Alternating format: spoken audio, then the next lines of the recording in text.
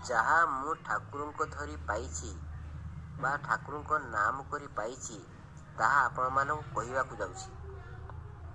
ଆମର ଶ୍ୱାସ ଶରୀର ଏବଂ ସତ୍ତା ମଧ୍ୟରେ ଏକ ସିଡ଼ି ଅଟେ।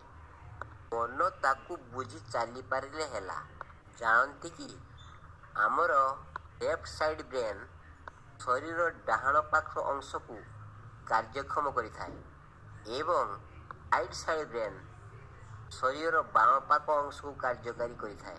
ବାମ ନାକପୁଡ଼ାରେ ଶ୍ୱାସ ଚାଲିଥିବା ସମୟରେ ଶରୀରର ବାମ ଅଂଶ ଶୁଦ୍ଧ ହୋଇଥାଏ।